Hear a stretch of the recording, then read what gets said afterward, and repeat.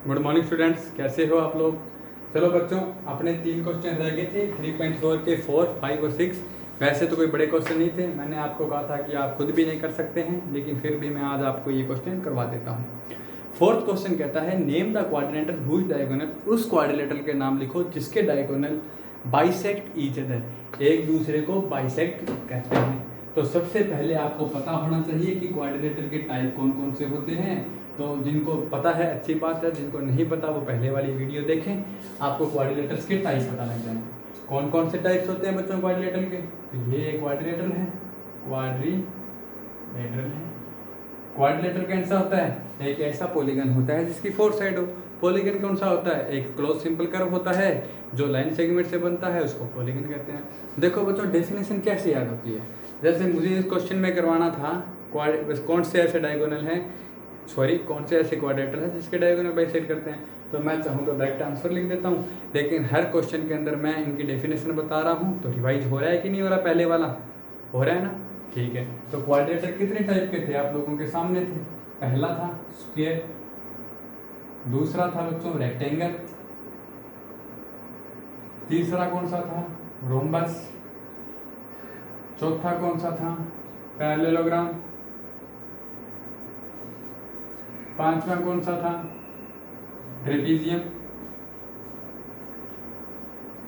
और last kite. ये पढ़े हैं। अब देखिए आपसे क्वेश्चन क्या पूछा है, question number 3 about diagonal, diagonal के बारे में पूछा है। तो मैं आपको बता दूं डायगोनल की बातें। स्क्वायर ये होता है जिसके चारों साइड इक्वल हो, रोम्बस भी वो होता है जिसके चारों साइड इक्वल हो। तो स्क्वायर की भी चारों साइड इक्वल होती है, रोम्बस की भी चारों साइड इक्वल होती है। स्क्वायर के भी डायगोनल एक दूसरे को बाइसेक्ट करते हैं, इसके डायगोनल भी एक दूसरे को बाइसेक्ट करते हैं। अब देखो दो चीजें बताता हूँ, यहाँ लिखता हूँ डायगोनल बाइसेक्ट, यहाँ लिखता हूँ डायगोनल बाइसेक्ट एट 90 डिग्री। आपको दोनों क्वेश्चनों के आंसर मिल जाएंगे। ठीक है, पहला क्वेश्चन, इसके अंदर क्या होता है, एक चीज और लिखता हूं अबाउट डायगोनल के बारे में। पहले लिखना चाहिए था, चलो नीचे लिख देता हूं डायगोनल्स आर इक्वल। किसके डायगोनल इक्वल होते हैं ये भी बता देता हूं। डायगोनल की 3 ही तो बातें होती है। एक बात होती है कि कितने डायगोनल होते हैं, तो इन सब में 2 डायगोनल होते हैं। तो पहली बात सुनिए, ये क्या है स्क्वायर, इसकी चारों साइड इक्वल है। ये है रोम्बस, तो रोम्बस की चारों साइड इक्वल है। तो जिसकी चारों साइड इक्वल है उसके डायगोनल 90 डिग्री पे बाइसेक्ट करते हैं। तो इसकी सारी साइड इक्वल है तो इसके डायगोनल बाइसेक्ट करेंगे 90 डिग्री पे, इसके फॉर ऑल साइड इक्वल है तो इसके 90 डिग्री बाइसेक्ट करेंगे। ये आपको याद करने का एक तरीका बता दिया। 90 डिग्री पे बाइसेक्ट करने का मतलब ये एंगल कितने डिग्री का होगा, 90 डिग्री का। कितने का होगा, 90 का। ये 90 है तो ये भी 90 है, ये भी 90 है, ये भी 90 है, ये भी 90 है, ये भी 90 है, ये भी 90 है। ठीक है, आगे सुनिए डायगोनल बाइसेक्ट। डायगोनल बाइसेक्ट का मतलब क्या होता है कि अभी मैं डायगोनल बाइसेक्ट की बात कर रहा हूं, तो डायगोनल बाइसेक्ट का मीनिंग क्या होगा। डायगोनल बाइसेक्ट का मीनिंग होगा कि ये जो पॉइंट है, इस पॉइंट से ये दूरी, इस पॉइंट से ये दूरी इक्वल है, ये इक्वल है। इनके 3 डंडे लगे आपस में इक्वल है। बाइसेक्ट का मतलब, बाई का मतलब 2, सेक्ट का मतलब सेक्शन, 2 इक्वल सेक्शन में बांट रहा है, यानी बाइसेक्ट कर रहा है। तो रोम्बस में भी देखो ये साइड इक्वल होती है, ये साइड इक्वल होती है, तो इसके भी बाइसेक्ट करता है, इसमें भी बाइसेक्ट करता है। रेक्टेंगल के अंदर ये इक्वल, तो इसमें भी बाइसेक्ट करता है। ये पैरेललोग्राम, तो पैरेललोग्राम में ये डायगोनल, तो ये इक्वल, इसमें भी बाइसेक्ट करता है। ट्रेपीजियम और काइट को याद रखने की जरूरत नहीं है, इसके अंदर डायगोनल से रिलेटेड कोई रूल मैंने आपको बताया ही नहीं है। समझ गए। तो बाइसेक्ट तो स्क्वायर में भी करेगा, रेक्टेंगल में भी करेगा, पैरेललोग्राम में भी करेगा, रोम्बस में भी करेगा। 90 डिग्री पे बाइसेक्ट किस में करेगा, सिर्फ स्क्वायर में करेगा और सिर्फ रोम्बस में करेगा। याद करने का तरीका, जिसकी सारी साइड इक्वल होती है उसमें 90 डिग्री पे बाइसेक्ट करता है, इसमें नहीं करेगा। अब डायगोनल इक्वल, तो अब आप खुद भी देख सकते हो, ये स्क्वायर है ना, तो इसके डायगोनल को आपने हाथ से मेजर करके देख लेना, रफ मान के आपको पता लगेगा। ये देखो ये रहा, इक्वल पता लग रहा है, ठीक है। 90 डिग्री में देखो ये रहा, रेक्टेंगल में देखो ये रहा, इक्वल पता लग रहा है, ठीक है। इसमें देखो ये इतना बड़ा है और ये छोटा सा है, यानी कि रोम्बस में इक्वल नहीं है। ये इतना बड़ा है, ये छोटा सा है, यानी पैरेललोग्राम में भी इक्वल नहीं है। इसमें याद करने का तरीका, जिसमें 90 डिग्री का एंगल बन रहा हो उसके डायगोनल क्या होंगे, इक्वल। तो रेक्टेंगल में सारे 90 डिग्री के एंगल होते हैं, स्क्वायर में भी ये 90 होता है, रेक्टेंगल में भी ये 90 होता है। वैसे सबसे आसान तरीका मेजर करके देख लो, ये रहा। एक बॉक्स है, उसको ऐसे पिचका दोगे तो एक डिस्टेंस तो छोटी हो जाएगी कूट से कूट, और एक थोड़ी बड़ी हो जाएगी। तो थर्ड का पहला क्वेश्चन क्या कहता है, एक्सप्लेन नहीं कर, name the quadrilateral whose diagonal, उस क्वाड्रिलेटर के नाम लिखो जिसके डायगोनल बाइसेक्ट करते हैं एक दूसरे के। तो थर्ड का पहला आंसर हो गया ये। किसके बाइसेक्ट करते हैं, स्क्वायर के करते हैं, रेक्टेंगल के करते हैं, रोम्बस का करता है, पैरेललोग्राम का करता है।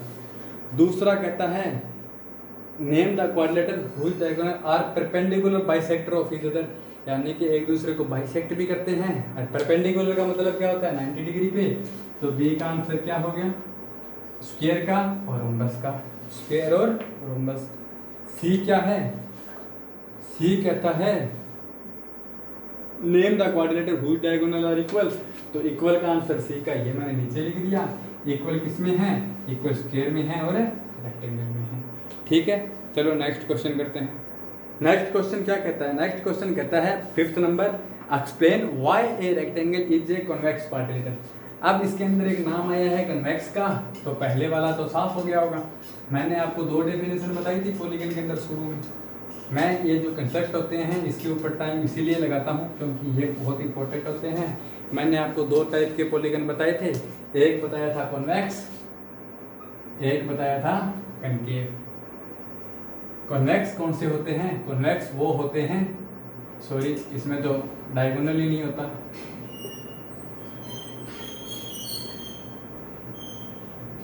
कॉन्वेक्स कनकेव, कॉन्वेक्स वो होता है जिसके सारे के सारे डायगोनल उसके अंदर हो। जैसे इसके दोनों डायगोनल इसके अंदर है ना, तो ये मतलब कैसा है, कॉन्वेक्स है। इसके कितने डायगोनल हैं, ये डायगोनल निकालने का फार्मूला भी आप लोगों को बताया होगा है मैंने, ठीक है। तो जिसके डायगोनल अंदर होंगे वो क्या होंगे, कन्वेक्स। जिसका डायगोनल बाहर हो सकता है, जैसे इसका ये वाला डायगोनल बाहर है कि नहीं है, तो इसका मतलब ये क्या है, कनकेव। आपसे पूछा है why a rectangle is a convex quadrilateral, एक रेक्टेंगल कॉन्वेक्स क्यों होता है, क्योंकि it's both diagonal lie in its integer, because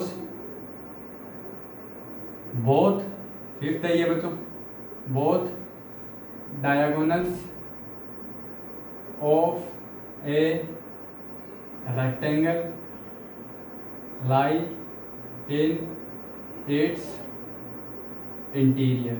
इसके दोनों के दोनों डायगोनल इसके अंदर होते हैं, इसलिए ये क्या होता है, ये कॉन्वेक्स पॉलीगन होता है, कॉन्वेक्स क्वाड्रिलेटरल होता है। 6th क्या कहता है, 6th कहता है ABC is a right angle triangle and O is the mid point of side opposite to. चलिए 6th क्वेश्चन करते हैं, सबसे आसान क्वेश्चन है, ठीक है। 6th क्वेश्चन कहता है ABC एक राइट एंगल ट्रायंगल है। ये रहा आप लोगों के सामने, ये रहा आप लोगों के सामने, आपके डायग्राम बना भी हुआ है।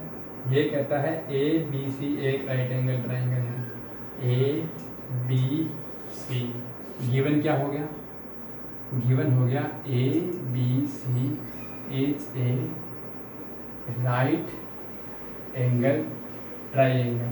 राइट एंगल ट्रायंगल कौन सा होता है, जिसका एक एंगल 90 डिग्री होता है, यानी आपको गिवन है B कितना का है, 90 डिग्री। आपको क्या गिवन हो गया, आपको गिवन हो गया angle B equal to 90 degree. आगे कहता है mid point and O is the mid point of side opposite to its right angle, explain why is O is equal distance from ABC। कहता है OAC का mid point है, B के सामने वाली साइड कौन सी है, AC है, तो AC का क्या है, मिड पॉइंट। कहता है O राइट एंगल की अपोजिट साइड यानी कि AC का मिड पॉइंट है O, तो अपनों को O क्या गिवन है, अपनों को गिवन है O is mid point of AC।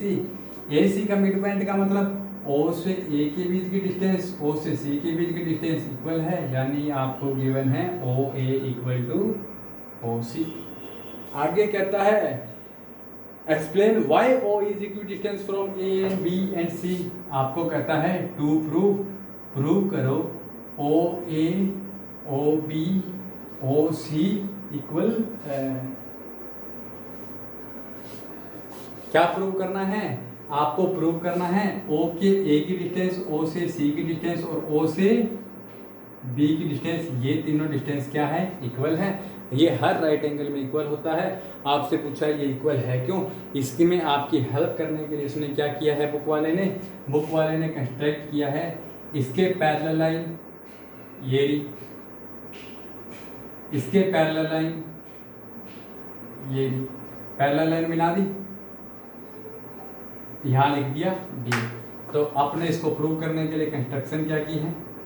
आपने कंस्ट्रक्शन की है A D parallel B C, A D किसके पैरेलल है? बी सी के, and B A parallel C D.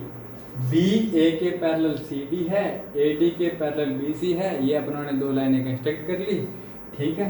अब देखो इसके अंदर देखो ये दो लाइन पैरेलल है ना, ये लाइन पैरेलल है और ये लाइन पैरेलल है, तो इसका मतलब क्या हो गया? इसका मतलब ये 90 डिग्री हो गया, तो ये भी 90 डिग्री हो गया। क्यों? क्योंकि पैरेलल लाइन के बीच के एंगल का सम कितना होता है? 180 डिग्री। तो ये दोनों एंगल हो गए 90 डिग्री। फ्रॉम फिगर से देखो angle B plus angle C equal to 180, B 90 है तो एंगल सी भी कितना हो गया?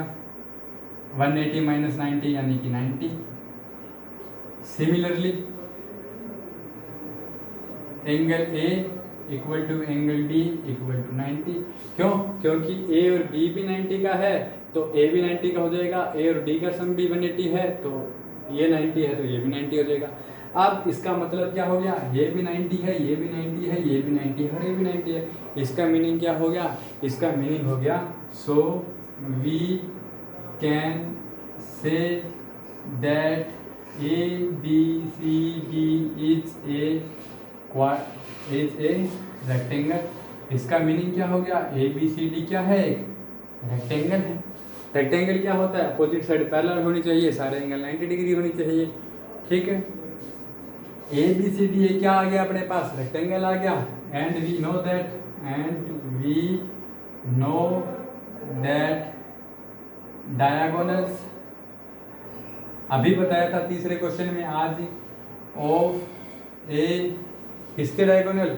एक रेक्टेंगल के, of a rectangle are equal and bisect each other. इसके डायगोनल क्या होते हैं? इक्वल होते हैं और एक दूसरे को बाइसेक्ट करते हैं। कहने का मतलब जितना ओ बी है उतना ही ओ डी होगा, उतना ही ओ सी होगा, उतना ही ओ ए होगा। So O A equal to O B equal to O C, hence prove. कहने का मतलब है ये इसके इक्वल है, ये इसके इक्वल है। ये जब पूरे पूरे इक्वल है तो इनका हाफ हाफ भी तो इक्वल होगा कि नहीं होगा? यही अपनों को बताना था और इसी के साथ अपनी एक्सरसाइज खत्म होती है। Okay bye, Tata.